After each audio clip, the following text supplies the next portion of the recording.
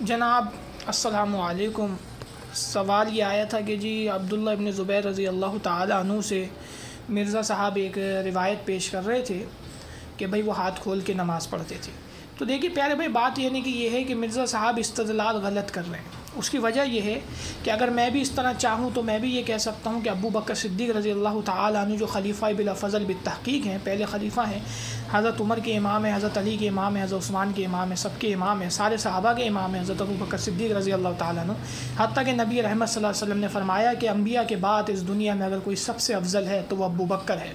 اور دوسری جگہ اللہ کے نبی سیاہ ستہ میں یہ روایت موجود ہے کہ اللہ کے نبی صلی اللہ علیہ وسلم نے فرمایا کہ میرے بعد، ترمذی میں غالباً یہ روایت موجود ہے کہ میرے بعد ابو بکر عمر کی پیروی کرنا۔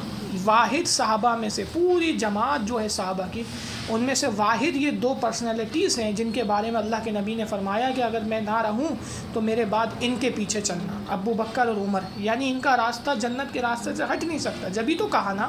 تو اب بات یہ نہیں کہ اب میں یہ کہوں مرزا صاحب جو بات کر رہے ہیں تو مسند احمد میں اور دوسری کتابوں میں، کنز الایمان میں، دوسری تمام کتابوں میں یہ موجود ہے کہ ابو بکر صدیق رضی اللہ تعالیٰ عنہ ہاتھ باندھ کے نماز پڑھتے تھے۔ اب امام ہیں حضرت علی، عبداللہ ابن زبیر کیا ہے؟ مقتدی ہیں۔ تو امام ہاتھ باندھ کے پڑھے اور مقتدی جو ہے ہاتھ کھول کے پڑھے تو کیا اس کی نماز ہوگی؟ سوال کر رہے ہیں نا مرزا صاحب سے ہم، کیونکہ امام کی اقتداء سے تو ہٹ گیا وہ، ٹھیک ہے؟ تو امام کی مانی جائے گی یا مقتدی کی؟ تو اگر ہم مرزا والا اشغال مرزا کے منہ پہ دے مارے ہیں تو کیا پھر ابو بکر صدیق کو نہیں پتہ چلا جو یار غار ہیں نبی رحمت صلی اللہ علیہ وسلم کے، جہاں یار غار ہیں وہ صدیق اکبر ہیں رضی اللہ تعالیٰ عنہ، ان کو نہیں پتہ چلا کہ ہاتھ کھول کے پڑھنی چاہیے؟ عبداللہ ابن زبیر کی بات کو آپ لے رہے ہیں۔ پہلی بات تو یہ ہے کہ کسی خلیفہ کے مقابلے میں کسی عام صحابی کی اگر کوئی روایت آئے گی تو اس کو ویسے بھی ترجیح نہیں دی جائے گی، ٹھیک ہے؟ خلیفہ کے مقابلے میں کسی عام صحابی، وہ بھی منفرد، کہ صحابہ کی جماعت ایک طرف اور ایک صحابی ایک طرف، تو اس کے مقابلے میں خلیفہ رسول کے مقابلے میں کسی صحابی کی روایت کو نہیں لیا جائے گا اگر وہ خلیفہ رسول کے مخالف جاری ہو، ان کے عمل کا کچھ اور ایک عام صحابی کا کچھ اور۔ دوسری بات یہ ہے کہ استدلال اس لیے بھی غلط ہے کہ نبی رحمت صلی اللہ علیہ وسلم سے میرا مرزا کا انجینئر کو چیلنج ہے، مرزا کو، کہ کوئی ایک صحیح سند سے حدیث دکھا دیجئے جس میں آپ صلی اللہ علیہ وسلم نے کبھی نماز کے اندر ہاتھ کھول کے نماز پڑھی ہو۔ ایک روایت مرزا صاحب ایسی پیش نہیں کر سکتے، تا قیامت کا چیلنج کرتا ہوں، کہ جس میں اللہ کے نبی کو بتا دیں کہ آپ صلی اللہ علیہ وسلم نے کبھی ہاتھ کھول کے نماز پڑھی۔ ایک روایت ایسی جو ہے مرزا صاحب کبھی پیش نہیں کر سکتے، یہ میرا چیلنج ہے۔ ایک روایت پیش کر دیں جس میں اللہ کے نبی نے ہاتھ کھول کے نماز پڑھی ہو، نہیں دکھا سکتے، جبکہ ہم ہزاروں دکھا سکتے ہیں، اور علماء اہل سنت دکھا بھی رہے ہیں کہ اللہ کے نبی ہاتھ باندھ کے پڑھتے ہیں، عمل موجود ہے اللہ کے نبی۔ تو ایک عمل جو نبی رحمت صلی اللہ علیہ وسلم کے مخالف جا رہا ہو تو اس عمل کو کیسے مرزا صاحب یہاں پہ لے رہے ہیں مرزا صاحب؟ تو لہٰذا آپ کا استدلال غلط ہے عبداللہ ابن زبیر تعالیٰ عنہ کی والی حدیث سے، روایت سے۔ اور دوسری بات یہ ہے کہ اب آپ کہیں گے جی پھر عبداللہ ابن زبیر کی نماز ہوئی یا نہیں؟ جی ان کی ہوئی، کیونکہ انہوں نے یہ لا علمی میں کیا۔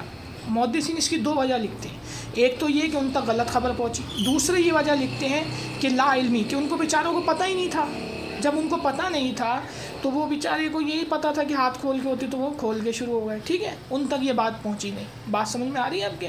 اگر پہنچی ہوتی تو نبی رحمت صلی اللہ علیہ وسلم کے سارے اعمال، نماز میں جتنی نمازیں آپ دیکھیں گے ہاتھ باندھ کے، ہاتھ کھول کے نہیں ہے نماز، اللہ کے ہاتھ باندھ کے۔ بات سمجھ میں آ رہی ہے؟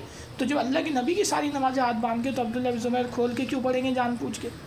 تو کہ ماں علیہ وصحبہ کا درجہ بھی تو انہیں حاصل ہے کہ میرے صحابہ کا راستہ جو ہے وہی جنتیوں والا راستہ ہے، ٹھیک ہے نا؟ تو اب وہ تو جنتی ہیں، ان کے بارے میں اللہ کے نبی نے پہلے ہی فیصلہ کر لیا۔ تو مرزا صاحب یہ جو اشغالات دیتے ہیں، لوگوں کو گمراہ کرنے کی کوشش کرتے ہیں، یہ وہ غلط استدلال سے کرتے ہیں، کیونکہ انہوں نے کسی مدرسے میں پڑھا نہیں۔ اگر انہوں نے کسی مدرسے میں پڑھا ہوتا تو وہ کبھی بھی ایسے غلط استدلالات نہیں کرتے۔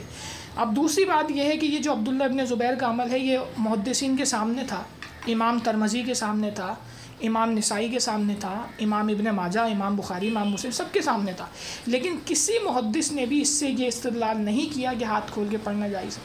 حتیٰ کہ امام ترمذی رحمہ اللہ جب ہاتھ باندھنے والی حدیثیں لائے ہیں تو نیچے بہت جگہ آپ نے یہ بات لکھی ہے کہ بعض لوگوں کا طریقہ یہ تھا کہ وہ ناف کے اوپر ہاتھ باندھتے تھے، یعنی جو پیٹ پہ سراغ ہوتا ہے اس کے اوپر ہاتھ باندھتے تھے، اور بعض اس کے نیچے، اور اہل علم کا اسی پہ عمل تھا۔ اب دونوں میں سے جو چاہیں اختیار کر لیں، ٹھیک ہے، یہ امام ترمذی رحمہ اللہ نے فرمایا۔ ناف سے اوپر مراد کہ ناف پہ جو پیٹ پہ سراغ ہوتا ہے اس کے اوپر، اور بعض اس کے نیچے۔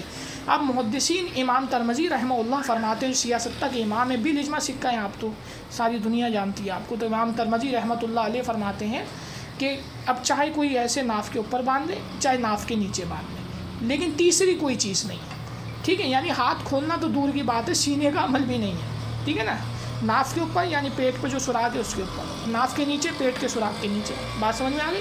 تو لہٰذا بات کہنے کی یہ، تو پھر محدثین نے اس عمل کو کبھی اختیار کیوں نہیں کیا؟ اہل علم کی بڑی جماعت گزری، انہوں نے بھی اس عمل کو اختیار نہیں کیا، اہل سنت میں سے کیوں نہیں کیا؟ ہم مرزا صاحب سے پوچھتے ہیں۔ دوسری بات یہ کہ ویسے بھی یہ روایت کو قبول کیا ہی نہیں جا سکتا، تو اس کی سب سے بنیادی وجہ یہ ہے کہ یہ نبی رحمت صلی اللہ علیہ وسلم کے عمل کے مخالف آ رہی ہے۔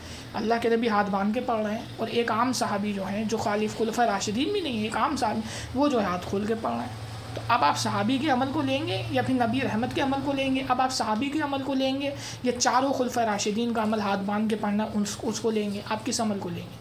تو اگر کوئی بھی فہم رکھنے والا آدمی ہوگا تو وہ یہی کہے گا بھی ہم ظاہر سی بات ہے نبی رحمت کا عمل لیں گے، سیدھی سی بات ہے، تو کیا اطیع اللہ و اطیع رسول اللہ۔ اور دوسری بات یہ ہے کہ اب ہم یہ کہیں گے کہ جی عبداللہ ابن زبیر پھر کیوں کھول کے پڑھتے تھے، تو اس کی وجہ دو میں نے بتا دی ہیں جو ہمارے بڑے بتاتے ہیں۔ دو وجہ اس کی ایک تو یہ ہے کہ ان تک غلط روایت پہنچی، دوسری یہ ہے کہ ان کو اس بات کا علم نہیں تھا، لا علمی کی وجہ سے، اور تیسری بات یہ جو مرزا صاحب اٹھاتے ہیں کہ پھر ان کی ہوئی یا نہیں ہوئی، تو بھائی ان کی نماز ہو گئی، اس کی وجہ یہ ہے کہ وہ لا علم تھے، اور تیسری وجہ اس کی یہ ہے کہ ما انا علیہ وصحبہ اور رضی اللہ و رضوا عنہ قرآن میں موجود ہے کہ اللہ ان سے راضی ہے، یہ اللہ سے راضی، ان کی رضاعت کا اعلان اور ان کی براءت کا اعلان اللہ نے قرآن میں کر دیا ہے، تو وہ جنتی ہیں کیونکہ وہ صحابی ہیں، ٹھیک ہے، تو ان کی ہو گئی، تو کہ انہوں نے لا علمی میں کیا، ان کو علم نہیں تھا ایک بات کا، لیکن آپ جو کر رہے ہیں آپ کی نہیں ہوگی، ٹھیک ہے، تو کہ آپ شیعوں کو خوش کرنے کے لیے کر رہے ہیں۔ جزاک اللہ خیر۔